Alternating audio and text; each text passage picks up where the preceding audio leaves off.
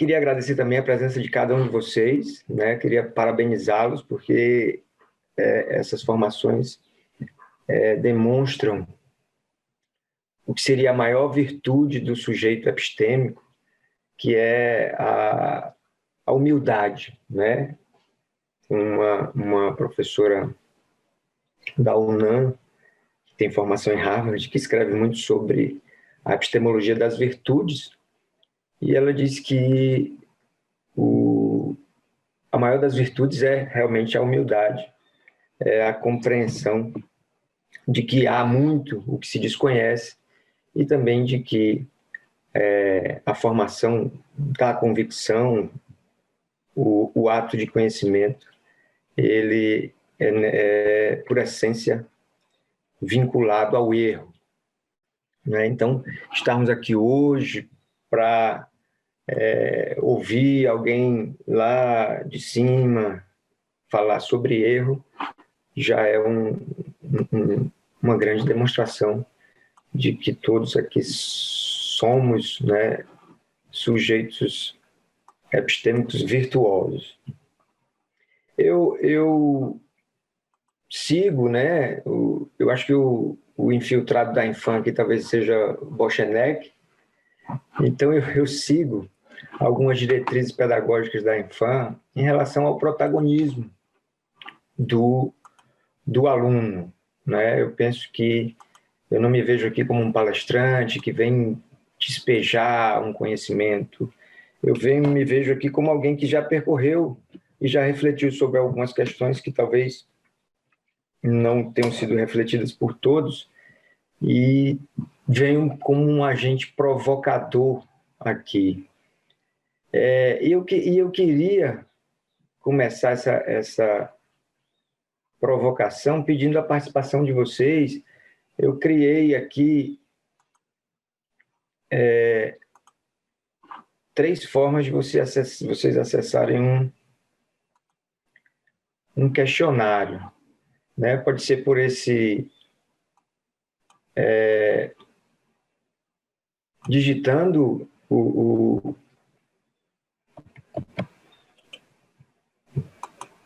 endereço e esse código, pode ser também vocês usando a câmera de vocês para lerem, e pode ser também aqui pelo chat, clicando nesse link que eu vou botar agora.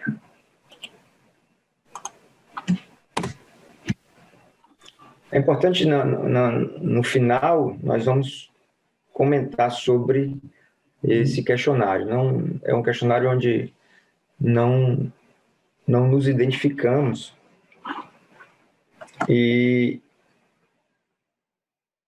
onde eu tenho acesso exclusivamente ao resultado do grupo.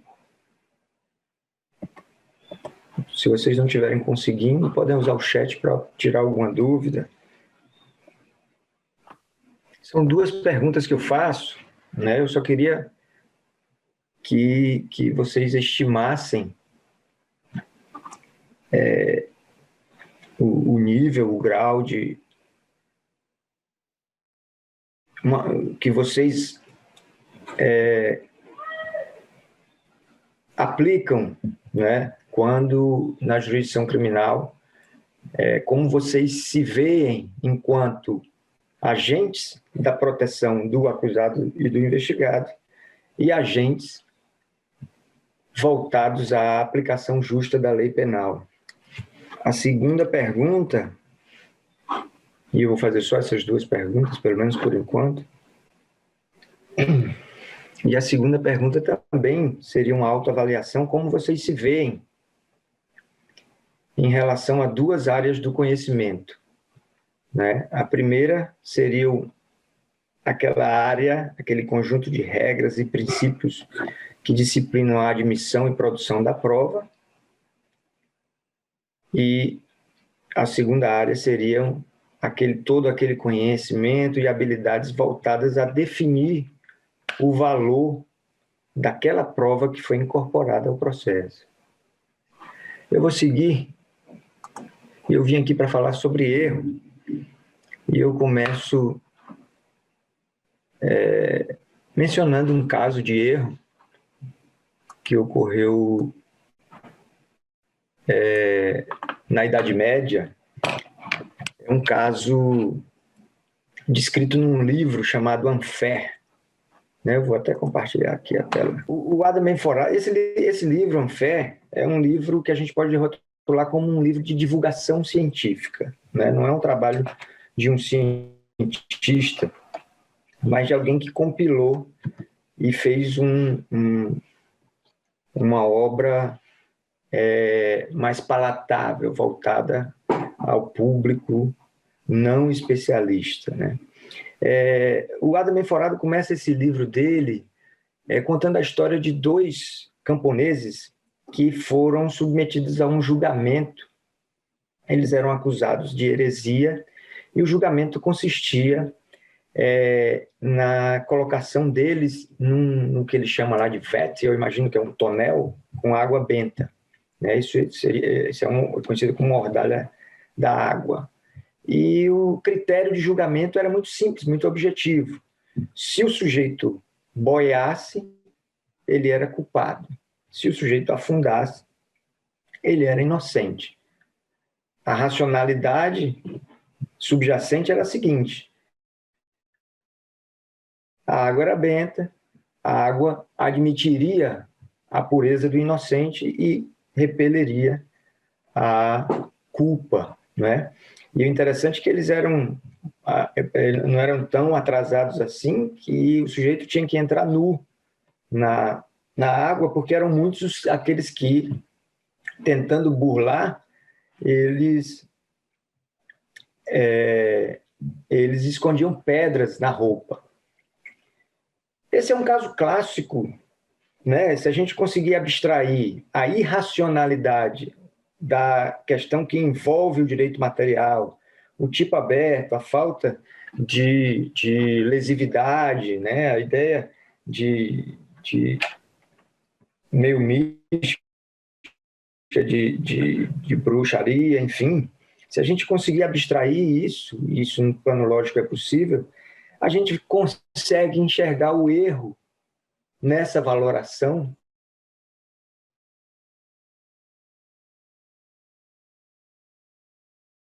da prova, né? Justamente por uma evolução. Hoje todos nós sabemos que o seu volume e o seu peso. Então, se hoje todo mundo se mergulhar numa piscina, se conseguir esvaziar bem os pulmões durante alguns segundos, você vai ver que nós vamos para o fundo. Se nós mantivermos o pulmão cheio, todo mundo vai boiar. E tendo em vista o passar de um lapso enorme de tempo, capaz de fazer com que entendemos o mundo, ela tenha passado por uma evolução, uma mudança radical.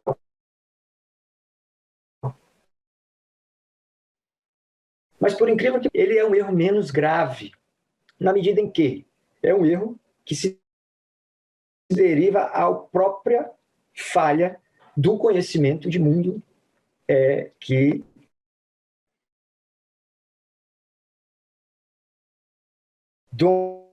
domina uma determinada época. Nós chamamos de erros invencíveis. Em oposição aos erros invencíveis, nós temos os chamados erros vencíveis, que são os mais graves, justamente porque revelam uma falha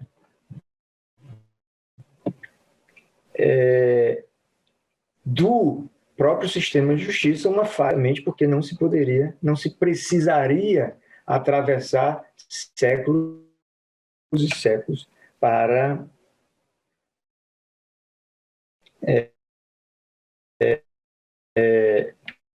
que percebamos esses erros vencíveis. é que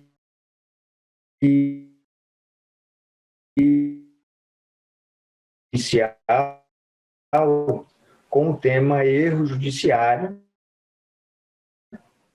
né? Inclusive deu um Doutor Fernando,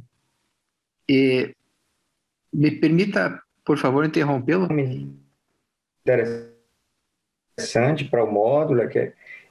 Então, em apertada síntese, eu estava fazendo uma distinção, para quem não acompanhou, entre os erros invencíveis, que são aqueles derivados do próprio nível, do próprio estándar do conhecimento de mundo que domina, da maneira que se conhece o funcionamento de mundo, que se compreende como o mundo funciona, e os erros vencíveis, que podem ser vistos como uma má aplicação do conhecimento de mundo por aquele que valora a prova.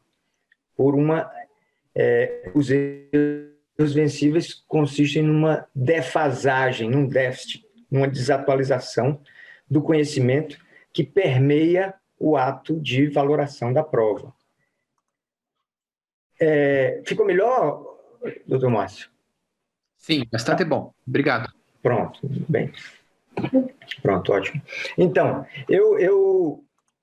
ao ser convidado para assumir a disciplina o módulo de formação inicial, que era denominado de erro judiciário, né, eu terminei fazendo uma redução que me pareceu muito autorizada.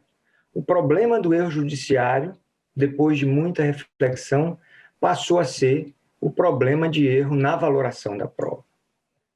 Essa redução, ela desconsidera, por razões legítimas, o problema do erro na aplicação da norma. Isso se justifica por quê?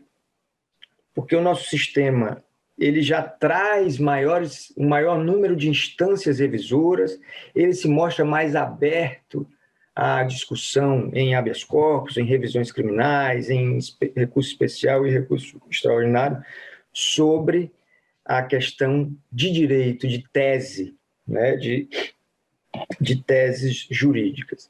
Enquanto o erro na valoração da prova encontra uma certa dificuldade, tanto no menor número de instâncias, como numa espécie de jurisprudência defensiva que dificulta, através de determinados entendimentos, a rediscussão sobre o acerto da decisão que considerou suficiente para um decreto condenatório aquele aporte probatório. Por outro lado, de maneira também autorizada, até mesmo porque o âmbito do meu trabalho era na formação de juízes, eu entendi por desconsiderar os chamados erros invencíveis, ou seja, o âmbito da formação de juízes, isoladamente considerado, não seria um âmbito de fazer evoluir esse conhecimento de mundo relacionado à valoração da prova, mas tão somente de atualizar, criar uma maneira, desenvolver uma maneira de fazer com que o conhecimento de mundo atual, dominante, né, a compreensão de mundo que domina o mainstream, ela migre para a praxe judicial. Essa é a razão de tratar o problema do erro judiciário como um problema da valoração da prova. E aí acaba que a abordagem do erro passa por uma necessária revisitação do sistema de valoração da prova judicial. Eu vou Ou seja, falar de erro judiciário, para mim, é falar de valoração da prova com uma ideia subjacente que é incorporar o erro como ferramenta pedagógica. Eu vou agora compartilhar uma. Pois bem, se o problema da valoração é o problema do erro, né, eu começo colocando para vocês algumas novidades que se relacionam com algumas modernidades que se relacionam com o erro judiciário,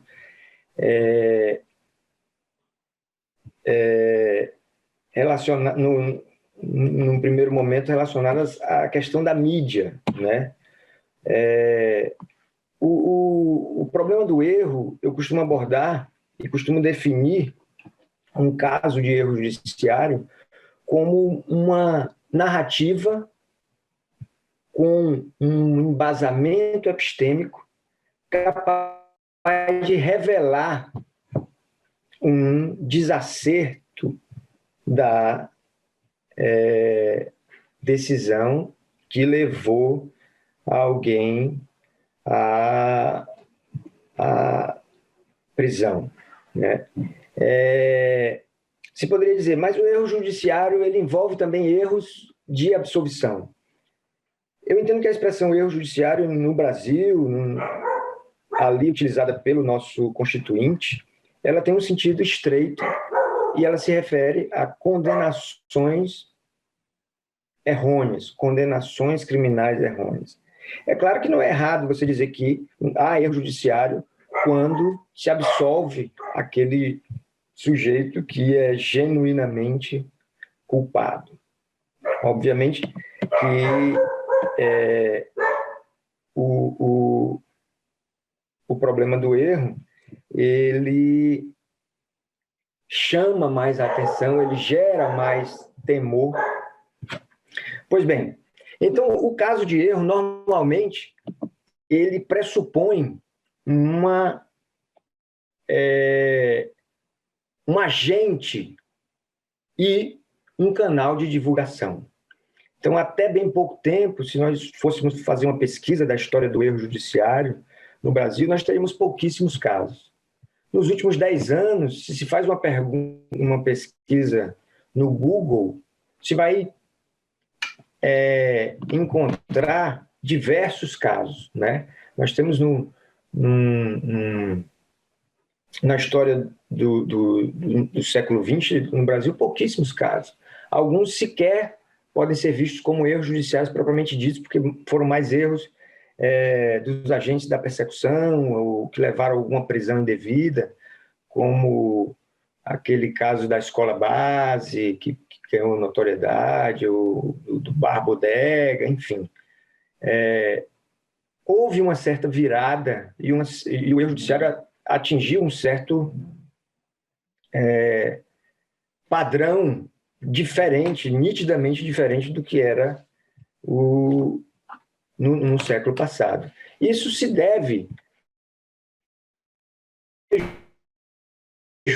como fruto de uma revolução dos meios de comunicação. Hoje nós temos mais canais, temos TVs a cabo, canais de TVs a cabo, comunitárias, temos a internet dominando, né, como principal canal de comunicação, superando a mídia tradicional. Temos hoje os streams como Netflix, e isso faz com que o problema do erro ganhe uma projeção que não tinha antes.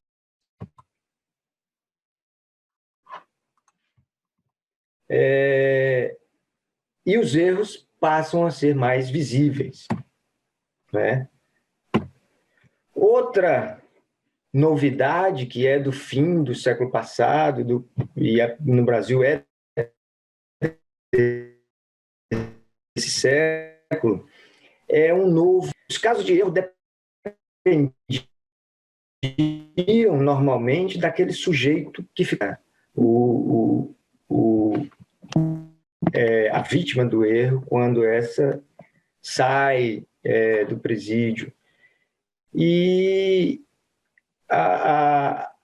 a verificação do erro, a demonstração do erro, ela demonstra custos, ela reclama técnicas, e essa tarefa normalmente não era exercida a contento por esse sujeito que ficou de fora. Normalmente, os poucos casos de erro do século passado, eles têm aquele advogado que se dedicou a estudar, enfim, e se desdobrou. Hoje, nós temos um novo protagonismo social, que são ONGs, mais ou menos conhecidas, que se dedicam a angariar recursos e promover uma defesa técnica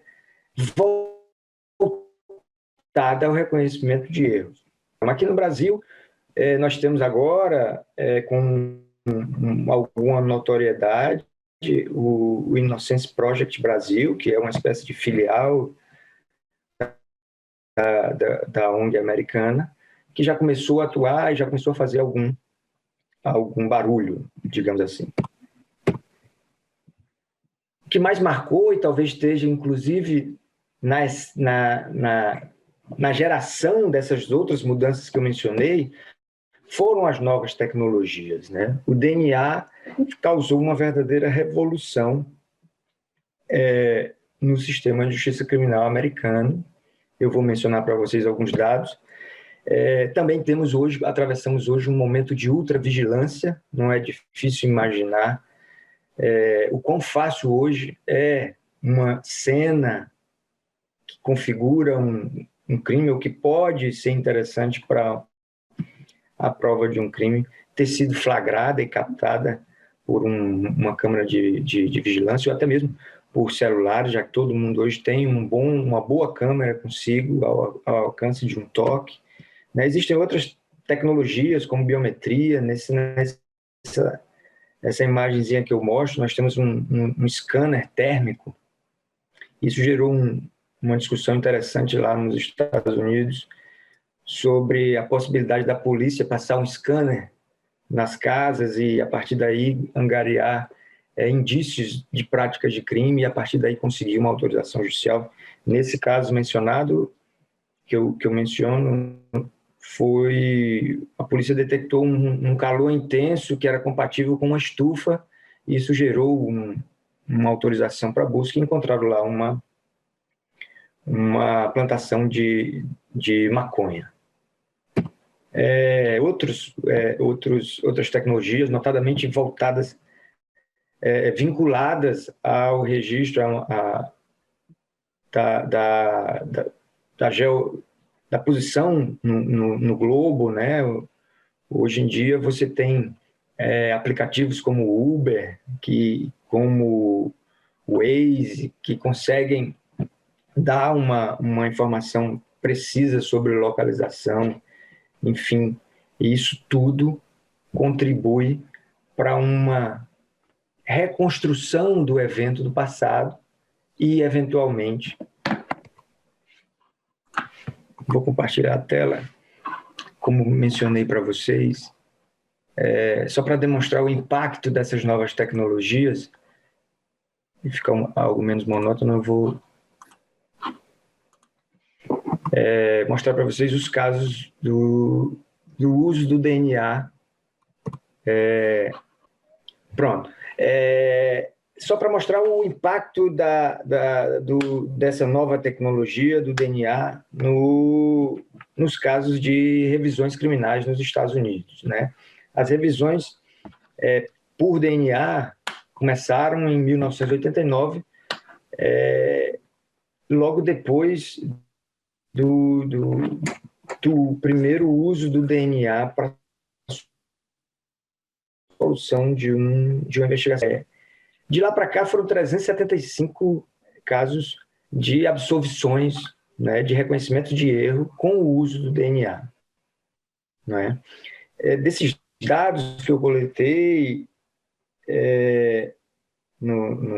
a fonte é o próprio Innocence Project americano,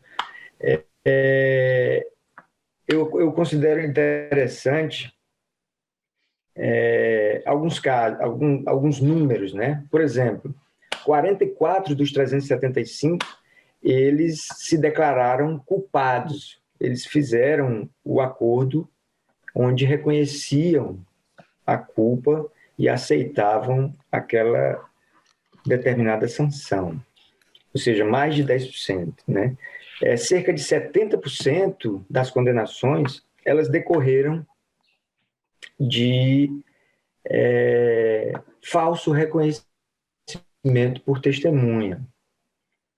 Desses 70%, 42%, ou seja, quase a metade dos erros, eles decorreram do que eles chamam de cross-racial, de um reconhecimento onde a testemunha não pertence ao mesmo grupo étnico do suspeito. E 32%, algo que choca, né? Ou seja, um terço desses casos, eles tiveram mais de uma testemunha reconhecendo o suspeito.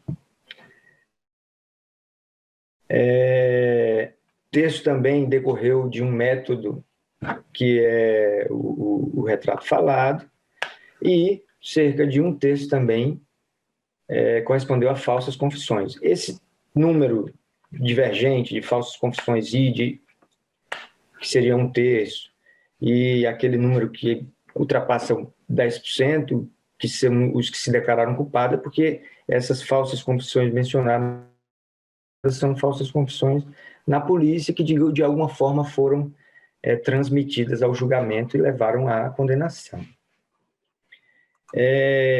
O uso de imagens, por exemplo, isso são casos aqui do Brasil. Um caso recente não é propriamente do reconhecimento de um erro, mas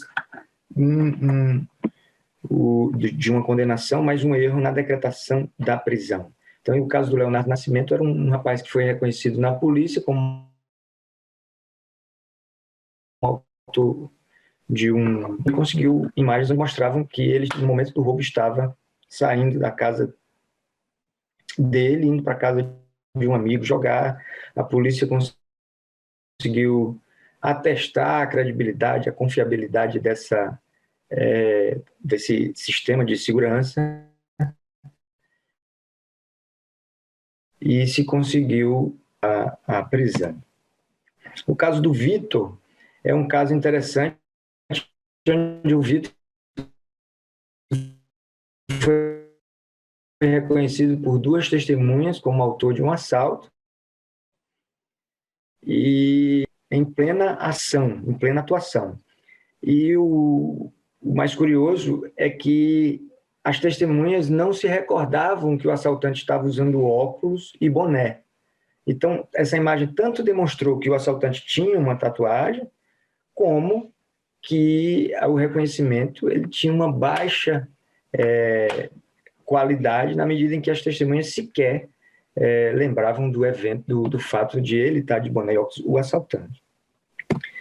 Esse é um caso dos Estados Unidos, é um documentário que eu recomendo fortemente. Eu não vou falar mais para não dar spoiler, é um documentário de um só episódio. Eu imagino que vale muito a pena conferir. Só uns 50 minutos, mas é muito, muito bom mesmo. Esse caso é um caso que eu estudei aqui do Ceará, o caso Antônio. O Antônio passou 5 anos preso e foi condenado com base no reconhecimento da vítima. A acusação era de estupro, e a vítima o reconheceu após ter escutado o Antônio falar e ter feito uma espécie de investigação privada e descoberto a rede social do Antônio e ter levado essa informação para a polícia. A polícia foi e fez o reconhecimento no âmbito da investigação, e Antônio terminou condenado. O que essa imagem diz? Ela foi utilizada na revisão criminal, foi aceita como prova da inocência de Antônio. Essa imagem sem sombra de dúvidas, ou pelo menos não se problematizou em relação a isso, a imagem do criminoso logo após a prática do crime. O crime foi praticado nesse mesmo dia, 21 de maio de 2014, nesse horário, 8h25. E a própria vítima e também a polícia não controvertem quanto ao fato de que essa é a imagem do criminoso, quando deixava o local do crime. E uma perícia, a partir do manual da moto, se identificou que moto era essa, e a partir do manual da moto se conseguiu as dimensões da roda da moto, e se conseguiu demonstrar que esse sujeito que pilotava a moto, ele tinha aproximadamente 1,90 m de altura. E o Antônio, ele era um rapaz de 1,62 m de altura. Então, foi o uso da imagem e o uso dessa tecnologia de análise que fez constituir um novo quadro probatório capaz de propiciar uma reconstrução melhor do evento do passado e de evidenciar e de demonstrar o erro judiciário consistente na consideração de que o Antônio era o autor do crime, né? Esse caso é o caso Douglas Souza. Douglas Souza foi preso em flagrante porque estaria transportando 1 quilo de maconha, e depois de um certo tempo preso, a própria polícia militar informou o juiz de que aquela droga teria sido plantada no carro dele pelos próprios policiais que fizeram a prisão, o que teria sido flagrado por um vigia de um condomínio de luxo, digamos assim, curioso, né? Ele controlando aquela câmera de alta resolução e que tem um zoom fantástico, ele estranhou a demora daquela abordagem e colocou a cena e passou então a gravar. E ali é muito nítido quando o policial vai no carro da polícia, volta com algo semelhante a um tablete, a um livro grosso, dentro da blusa, entra no carro do Douglas e sai dali sem mais aquele volume.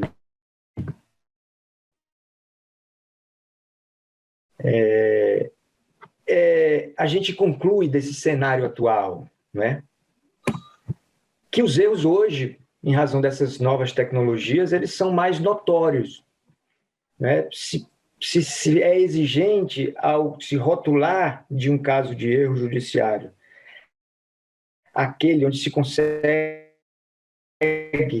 uma demonstração cabal, nós temos que reconhecer que hoje essas demonstrações são mais factíveis. Antigamente, o erro judiciário ele era reconhecido quando o verdadeiro criminoso terminava confessando, né? Normalmente, depois de pegar uma pena muito elevada, ou então no leito de morte. Temos aquele caso dos irmãos Naves, que o erro foi demonstrado quando a vítima aparece viva na cidade, né? Ou seja,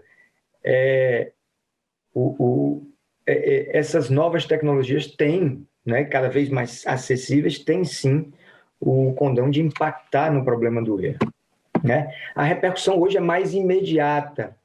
Eu lembro que lá em Recife, há pouco tempo, nós tivemos 2 casos de vias da cidade interditadas por pessoas que estavam protestando porque a polícia prendeu pessoas supostamente inocentes. É claro que isso pode ser uma estratégia até do próprio crime organizado para tentar desacreditar o judiciário, mas na pior das hipóteses chama a atenção para o caso e impõe um olhar mais cuidadoso, né?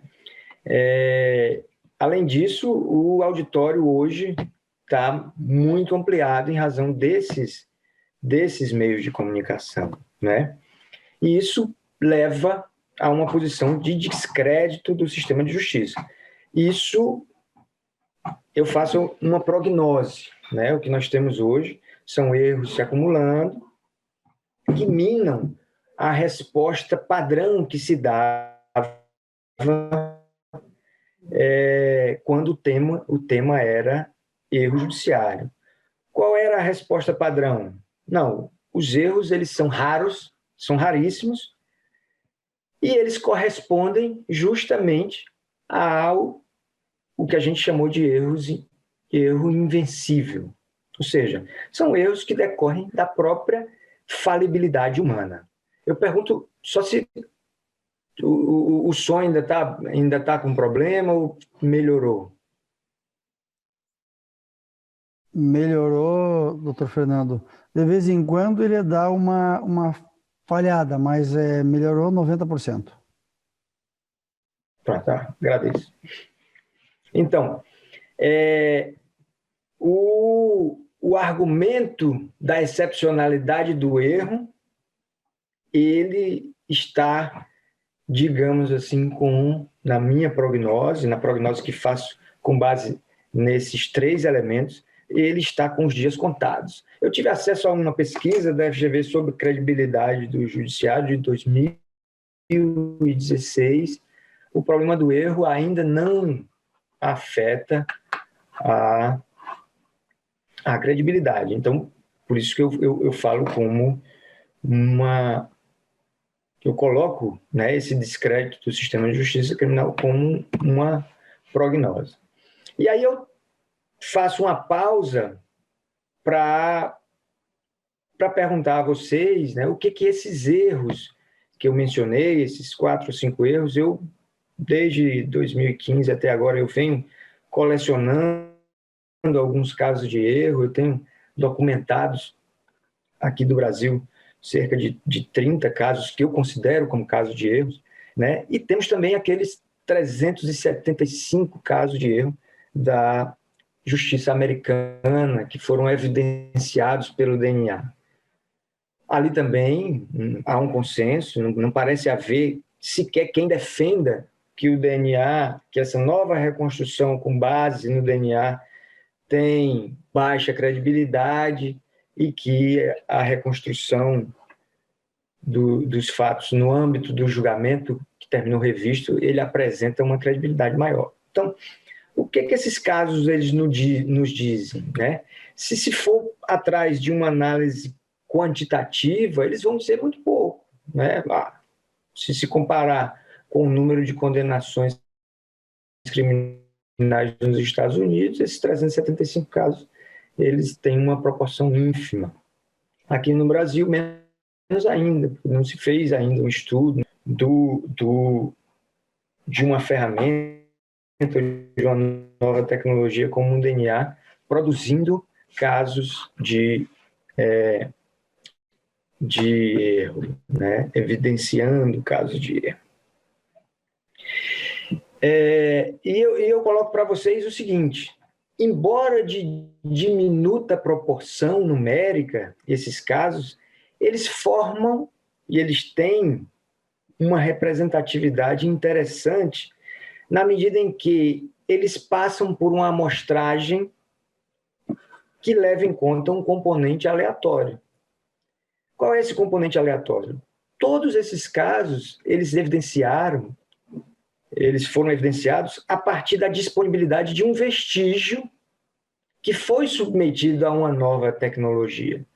Tanto esses casos de imagem, existia ali, desconhecido, ou pelo menos não examinado com base numa nova tecnologia, um registro de uma cena que era reveladora, que era essencial para a reconstrução do fato. No caso do DNA, a mesma coisa. Esse conjunto de casos, eles têm em comum a disponibilidade de um material, de uma roupa, de um suave que foi coletado na época do crime. Ou seja, esses casos, eles não guardam nenhuma relação com uma má qualidade da prova ou com uma peculiar capacidade de enganar do conjunto probatório. Então, não há como afastar que a qualidade da prova que levou àquelas condenações é a qualidade que leva às condenações, a qualidade da prova que leva às condenações no conjunto geral de condenações.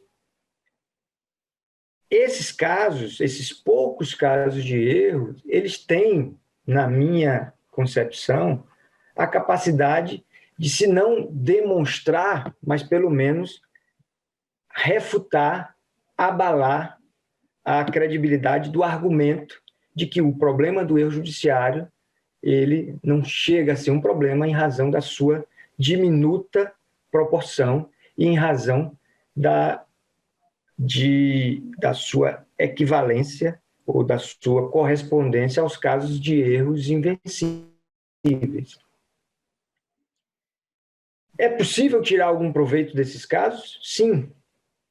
Existe um advogado estudioso americano que pegou esses casos de DNA exonerations, que na época dele eram 250, hoje já são 375, e foi estudar de um por um para verificar por que se condenou, ou seja, para verificar sob que base surgiram aquelas condenações.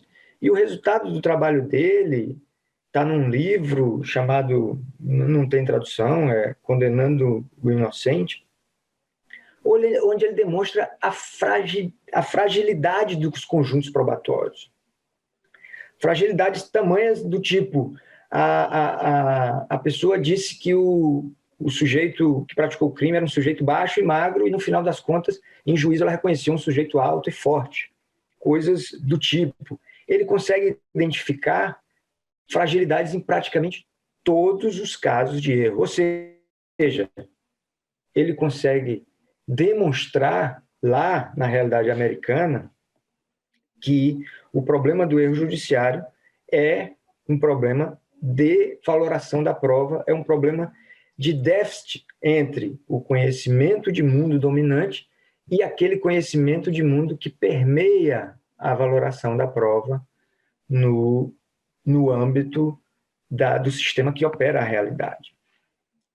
Eu chego aqui à mesma conclusão quando estudo aqueles meus poucos casos de erro, né?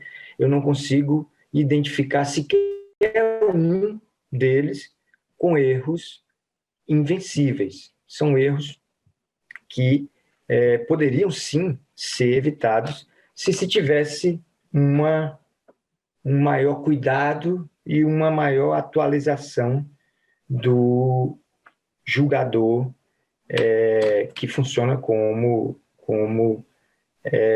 adjudicador dos fatos, digamos assim, né?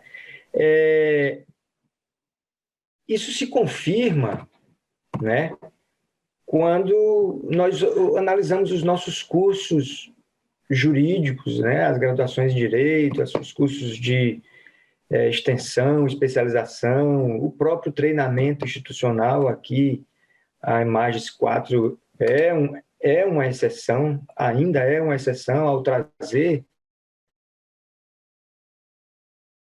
um curso de valoração da prova, ao tentar ouvir e fazer com que o juiz ouça o que tem a dizer, por exemplo, a professora Lilia Stein, a professora Janaína, a professora Marcela Nardelli. O estudo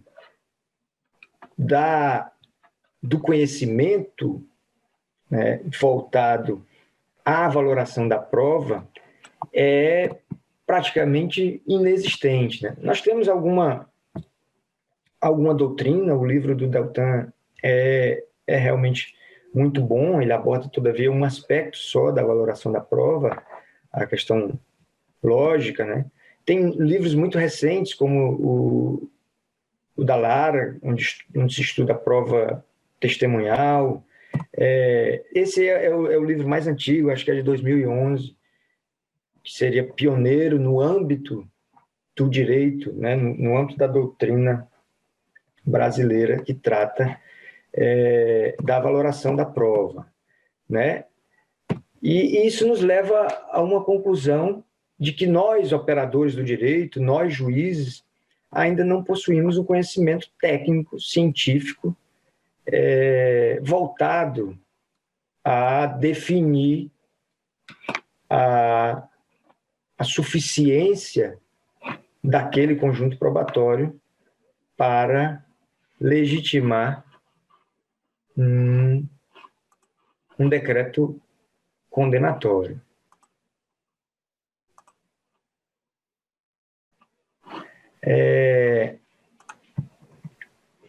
Nós, na ponta, nós terminamos atuando como práticos, né?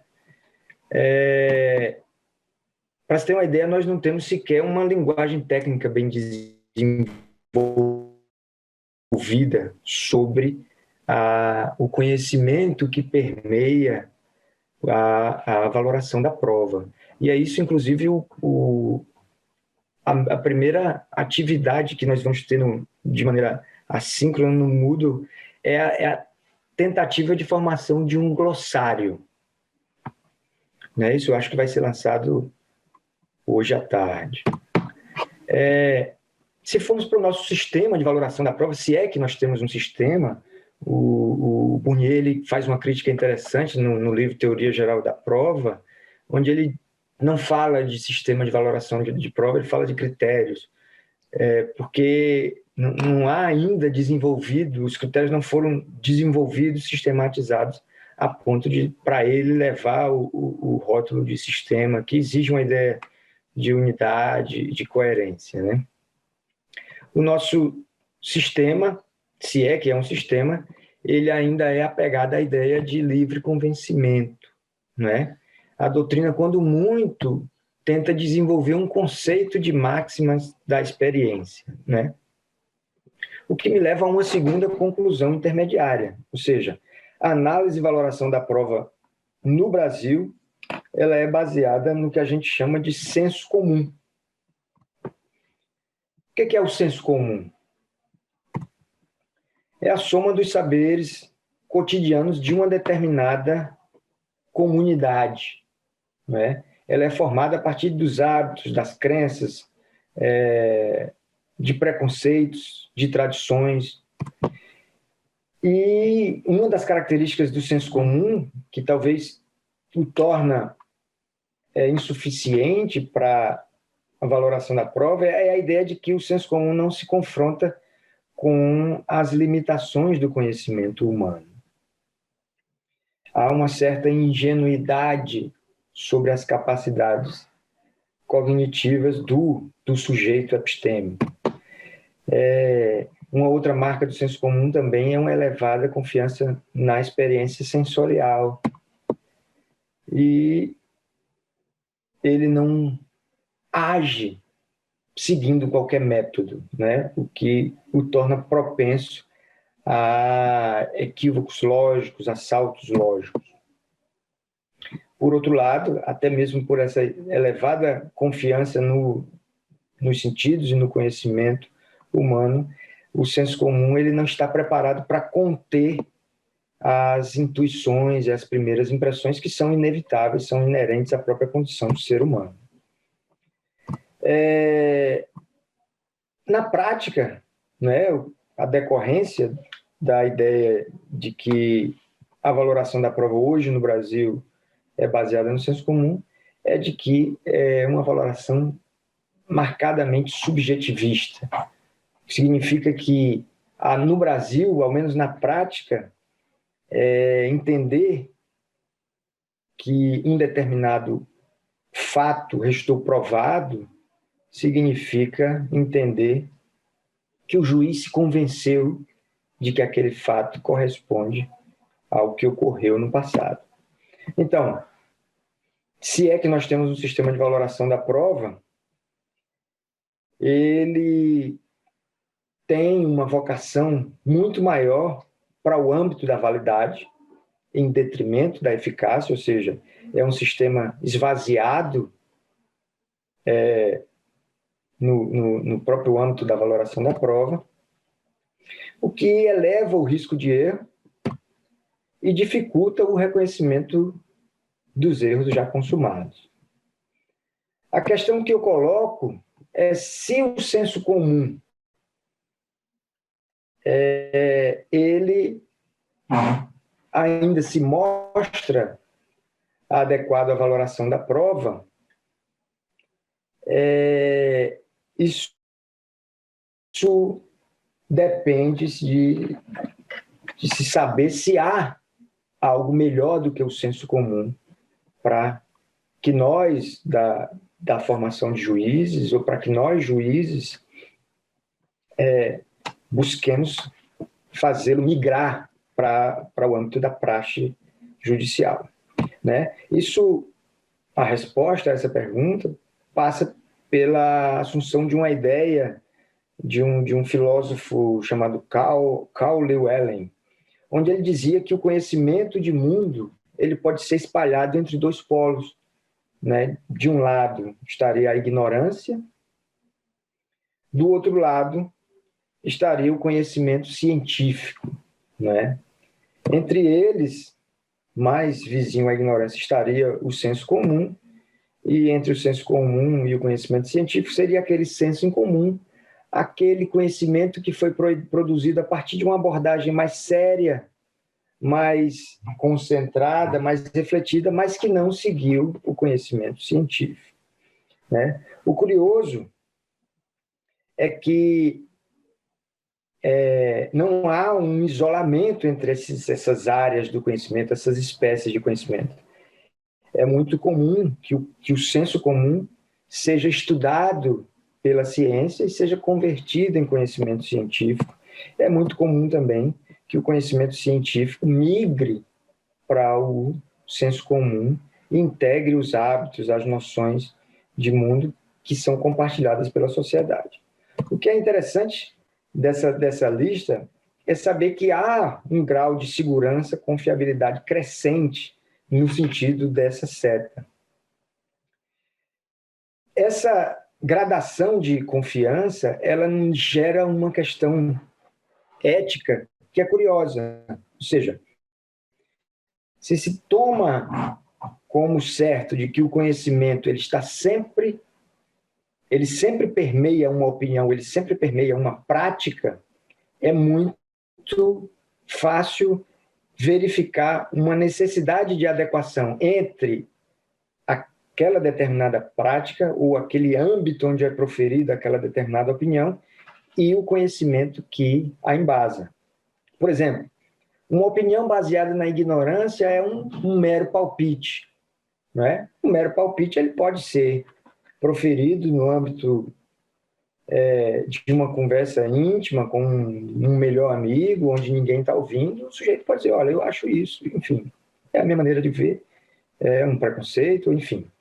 À medida em que esse auditório vai aumentando, essa opinião baseada na ignorância já passa a ser contraindicada eticamente. Né?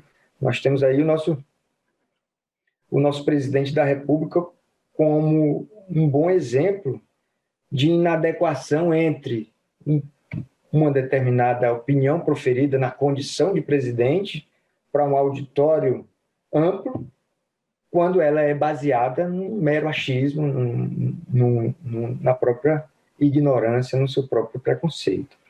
A questão, então, ela migra para o conhecimento de uma área que está ali entre o senso em comum e a ciência, que lá na Espanha é chamada de probática, ou semiótica probática. Né? Seria uma disciplina que ela é formada, ela tem uma característica, ela é interdisciplinar, ela é formada por estudos no âmbito da epistemologia, da lógica, da própria ética, agora mais marcadamente das neurociências e da própria informática. Né? A informática ela aprendeu muito com a teoria da argumentação quando vinha desenvolvendo os sistemas de inteligência artificial. E agora isso devolve um pouco para o âmbito da argumentação algumas conquistas da de alguns trabalhos desenvolvidos no âmbito da informática. Existe, eu vou mostrar mais adiante, estudos sobre valoração da prova que são feitos pelo pessoal da informática, que tem uma capacidade muito grande de aperfeiçoar o nosso conhecimento. Essa disciplina é que seria o paradigma de verificação da defasagem do senso comum, que é o que permeia hoje a valoração da prova, salvo exceções. Obviamente, é claro que existem juízes que têm uma capacidade de raciocínio analítico muito boa e que dispensam treinamentos no âmbito da lógica, no âmbito da estatística. Mas, como regra, o nosso juiz, desde a sua formação na graduação, passando pelo treinamento que ele faz para o ingresso na carreira e pela formação inicial, ele apresenta uma grande defasagem em relação ao conhecimento que se desenvolveu no âmbito dessa disciplina. Ele recebe esse nome na Espanha, mas nem todo mundo se refere à probática. No Brasil, probática não tem qualquer significado. Nos Estados Unidos, se estuda isso sob o rótulo de teoria da prova, enfim. Aqui são exemplos de estudos, né? Desde de estudos em psicologia, onde a Elizabeth Loftus, que é uma psicóloga canadense, ela é pioneira em diversos estudos que chegam a conclusões, de certa forma, chocantes em relação à formação da memória, o armazenamento da memória. Esse livro, que é o segundo, da direita para a esquerda, do Flores Becks, que é um estudo que a gente poderia rotular como uma tentativa de um modelo, de um framework para a análise da prova. Ele é um estudioso, um acadêmico da área de informática. Enfim, existe todo um conhecimento já desenvolvido, debatido, que não incorpora a formação do jogador, pelo menos a formação, o ensino formal do jogador e do operador do direito como um todo. Então, eu já vou me caminhando aqui para uma conclusão. Uma das conclusões finais, né, na verdade, ela sai de um texto de William Twine, que tem 40 anos, que é um texto interessante, onde ele começa com uma espécie de bode na sala, né? Ele começa defendendo a criação de um curso que ele chama de bacharelado em fatos, né? Para rivalizar com um bacharelado em direito. Então, ele parte da ideia de que 80% dos processos e 80% da discussão nesses processos são eminentemente discussões de fatos, e ele diz que na formação do operador do direito, lá na Inglaterra, não se estuda, na Inglaterra e nos Estados Unidos não se estuda fatos, e ele acha que está mais do que na hora de se criar um bacharelado em fatos. E aí ele vai levantando o que seriam refutações a essa ideia dele. No final ele diz que era brincadeira, que na verdade ele começa o texto contando uma história de uma palestra que teria sido proferida numa universidade fictícia, enfim. E aí ele confessa que era brincadeira e que, na verdade, ele está chamando a atenção para a necessidade de uma disciplina que estude os fatos, né? Onde se trate com mais seriedade a adjudicação dos fatos no processo. E ele traz várias abordagens interessantes, desde método, desde conteúdo.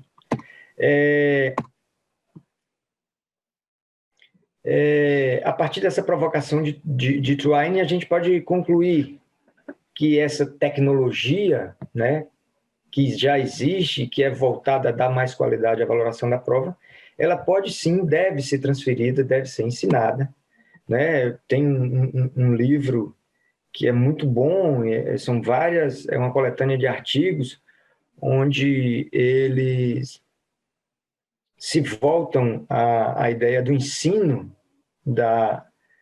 e da pesquisa sobre a valoração da prova. Existem artigos específicos, né, com base em experiências, até a utilização de um software específico para ajudar o professor a ensinar o aluno a valorar a prova. É uma conclusão, né, minha, a partir dos estudos que eu fiz, de que o estudo de casos de erro ele é indispensável à evolução do sistema. Isso eu chego à conclusão de maneira muito fácil, né? E respondendo aquela questão que eu coloquei no começo, né? Como nós podemos nos aproveitar desses casos de erro, ainda que poucos, né? Eu me baseio no exemplo das investigações dos acidentes aéreos, né? De maneira muito rápida, eu percorro aqui, faço um breve histórico da evolução da segurança de voo com base nos erros, com base nos acidentes. Em 56, houve uma colisão, morreram 128 pessoas, e foi ali que foi criada a Agência Federal de Aviação Americana, e foi ali que foi criada a ideia de sistema de tráfego aéreo. Em 77, o maior acidente da história da aviação, um choque de 2 aviões, quando um estava decolando, morreram quase 600 pessoas, e a causa do acidente foi a falha de comunicação entre o piloto do avião da KLM e a torre espanhola. Na verdade, o piloto alemão falou inglês, perguntou se era para decolar, e o controlador de voo autorizou, disse sim, pode decolar, e aconteceu isso. E a partir daí, em 77, se instituiu uma fraseologia, ou seja, os pilotos e os controladores são treinados com base numa fraseologia. Se quer dizer algo, se deve seguir rigorosamente um determinado padrão linguístico. E o inglês também passou a ser a língua obrigatória. Em 86, houve uma colisão no ar, morreram 82 pessoas, e se criou se desenvolveu a ideia do sistema anticolisão e se tornou obrigatório. Aquele acidente que aconteceu no Brasil não se pode nem chamar de acidente, né? Porque o piloto desligou o sistema anti-choque. Em 88, no Havaí, o avião voou como se fosse um conversível, e uma pessoa morreu nesse acidente, que era justamente a aeromoça que estava solta e estava nessa área, foi sugada. E a partir daí se desenvolveu um programa de fiscalização e inspeção. Mais recente, quase nesse século, um acidente com um 747, uma explosão no ar, morreram 230 pessoas, e a partir de então se criou um sistema de injeção de nitrogênio nos tanques de combustível e uma mudança na própria estrutura do avião, ou seja, a parte de fiação de eletricidade, ela não mais converge, ela se distancia dos tanques, né, e dos dutos de combustível. Então, essa ideia de crescer a partir do erro não é uma ideia nova, não é uma ideia minha, obviamente. Aqui no Brasil nós temos o nosso Centro de Investigação e Prevenção de Acidentes Aéreos. Se volta recursos, se volta energia para investigar acidentes com um único propósito: descobrir a causa para melhorar o sistema de voo. São investigações sobre acidentes e sobre incidentes, ou seja, não é necessário um acidente. Um dia desses circulou um vídeo de um avião da Azul que ia pousando, enquanto tinha um avião da Gol taxiando em Fernando de Noronha. O piloto arremeteu e não houve nada, mas isso foi investigado como se acidente fosse. Há uma certa incompreensão de alguns procuradores da República, alguns juízes, acerca desse sigilo dessas investigações, mas se ele é absoluto ou não é a questão, mas que ele se justifica a partir da ideia de que a possibilidade da investigação repercutir na responsabilização de um colega de trabalho, na responsabilização do próprio empregador, pode fazer com que algumas pessoas escondam a verdade, tentem mascarar. Então, esse sigilo termina dando uma certa segurança. Mas essa ideia, e eu já chego aqui finalizando, né? Já estou meio que estourando o tempo, entendendo que tudo isso, toda essa visita feita a esses casos de erro e essas reflexões que decorreram, elas podem nos levar a uma tomada de consciência de que não detemos o conhecimento técnico, científico relacionado à análise e valoração da prova. Tem muito conhecimento aí que não migrou ainda para o nosso dia a dia de analisar e valorar a prova. Nós não podemos mais continuar agindo como práticos, né? Existem práticos excelentes, mas não há dúvida de que, na média, o profissional técnico, especialista, ele tem um desempenho muito mais satisfatório e, inclusive, é mais rápido e produz menos erros, gera menos erros, né? Então, é necessária e é possível uma formação do juiz nessa área do conhecimento que se volta à análise e valoração da prova, né? Esse aqui é uma foto do Alfred aqui, que passou 20 anos preso, no momento em que ele teve reconhecido o erro e teve garantida a sua liberdade, né? O perigo está, e aí ali justamente a imagem anterior de uma pessoa dormindo no volante, né? Eu sempre me recordo que o sujeito mais vocacionado a dormir no volante é aquele que acredita que não dorme no volante. O sujeito que acredita que aquele cansaço pode gerar o cochilo, ele para, ele vai lavar o rosto, ele vai descansar. E o sujeito que diz, não, eu não sou nem a minha avó que dorme no sofá, não tem perigo, eu estou aqui segurando, escutando música, como é que eu vou dormir? Esse é o candidato ao erro, né? A dormir no volante. Então, aqui são umas fotos, curiosamente, não fiz nenhuma seleção, mas curiosamente são todos negros, ladeados por advogados brancos, né? O que mostra talvez um problema de racismo do sistema estrutural do sistema americano, né? Eu coloco aqui o meu e-mail, se alguém quiser ter acesso a algum material, algum caso de erro. Eu tenho casos de erros que são sigilosos, que eu consegui acesso a partir da escola, mas que eu posso compartilhar com um colega que quer estudar, que se compromete a manter o sigilo. É um problema da nossa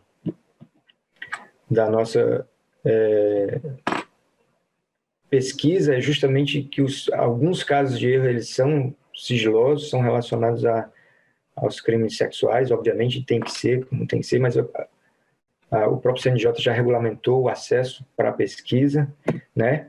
Eu agradeço a atenção de vocês, eu sei que tem uma parte que nós vamos debater, e eu trago aqui, deixo aqui acredito que vai ter um intervalo, mas eu faço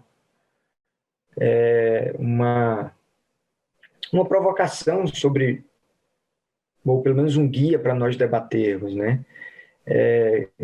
Guia esse que tem 2 eixos, né? O que se ensinaria, né?